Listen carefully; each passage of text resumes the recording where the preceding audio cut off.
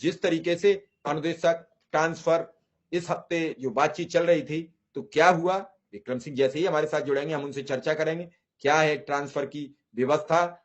और जितेंद्र कुमार जी हमसे कह रहे हैं कि उत्तराखंड का मॉड्यूल भी लागू करके अनुदेशक और शिक्षा मित्र को नियमित किया जा सकता है।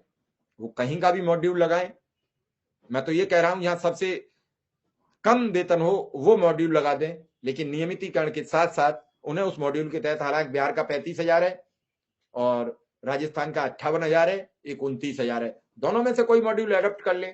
लेकिन सरकार तो सरकार है, वो भाजपा शासित राज्य की ही करेगी, वो कांग्रेस शासित राज्य का मॉडल एडॉप्ट करने में थोड़ी कोताही बरतेगी। इस बात से मैं कोई अनभिज्ञता जाहिर नहीं करता हूं कि वो क्यों नहीं इस सब पर बातचीत करेगी, लेकिन मेरा मानना है कि अनुदेशक शिक्षा मित्र को न्याय मिलना चाहिए।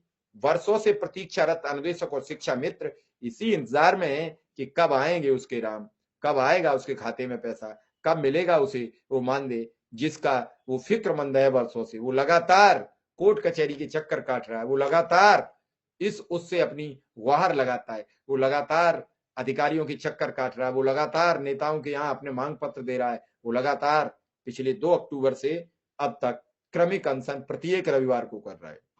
अनुदेशक को पूरे वर्ष में छुट्टियां बहुत कम मिलती हैं और उसके बाद भी उसे रविवार का एक दिन मिलता है और वो रविवार का दिन उसका क्रमिक अनशन की भेंट चढ़ जाता है। हालांकि फिलहाल अभी उत्तर प्रदेश में लगभग 30 से 40 जिलों तक ये क्रमिक अनशन चल पाया है।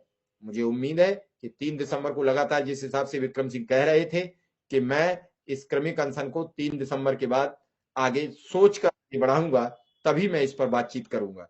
तो लगातार जिस हिसाब से अनुदेशक और शिक्षा मित्र को लेकर चर्चा चल रही है, तो मेरा मानना है कल की कैबिनेट में मुख्यमंत्री बड़ा दिल दिखाएं और निश्चित तौर पर बड़े दिल दिखाते हुए मुख्यमंत्री को इस बड़े मामले पर बातचीत करनी चाहिए और अनुदेशक शिक्षा मित्र के लिए एक बड़ी घोषणा कर देनी चाहिए। कल सदन भी चलेगा, 2024 का लोकसभा का चुनाव प्रस्तावित है। मैं उम्मीद करता हूं प्रत्येक अनुदेशक और शिक्षा मित्र अपनी जी जान लगा देगा और आपको 80 में से लगभग 75 सीटों तक विजयी घोषित करा सकता। हो सकता है कि आप 80 की 80 सीटें। नमस्कार साथियों, स्वागत है आप सभी का आज किस नई वीडियो में।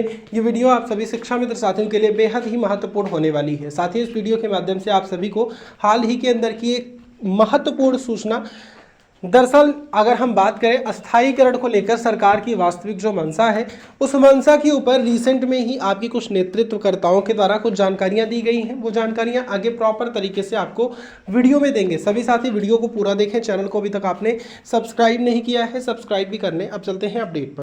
लोकसभा में जीते कल मैं उम्मीद करूंगा कि कैबिनेट का वीडियो जब देखें ये अनुदेशक, तो उसमें आप जरूर इनका मुद्दा उठाएं।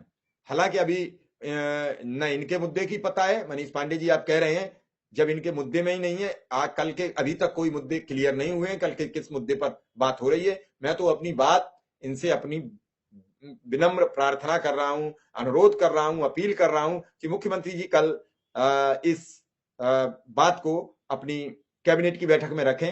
मैं बेसिक शिक्षा मंत्री से भी कह रहा हूं कि वो उठाएं, वो स्वतंत्र प्रभार हैं तो कैबिनेट की बैठक में जाते हैं, कोई और मंत्री भी उठा सकता है। हालांकि कई मंत्रियों से इस वीक में शिक्षा मित्रों ने मुलाकात भी की है, तो देखना यह होगा कि क्या निर्णय सरकार लेती है, क्या कल बातचीत करती है कि नहीं करती है।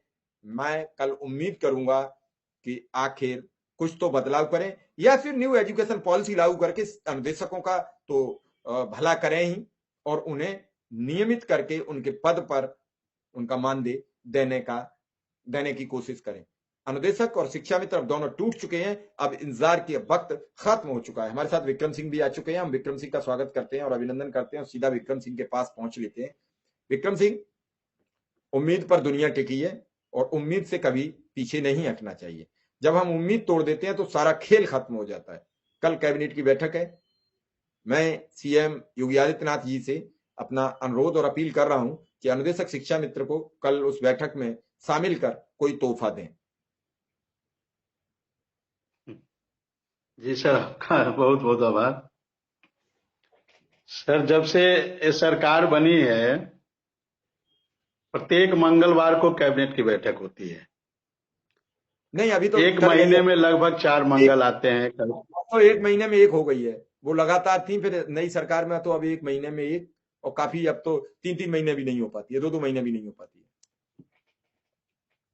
आप इसलिए कह रहे होगे अभी कल परसों नहीं, अयोध्या में अभी हुई थी, दीपावली के दिन अयोध्या में हुई थी, जी वो सिर्फ अयोध्या की वजह से हुई थी, अयोध्या में एक साबित करने को कि कैबिनेट की एक बैठक अयोध्या में हुई।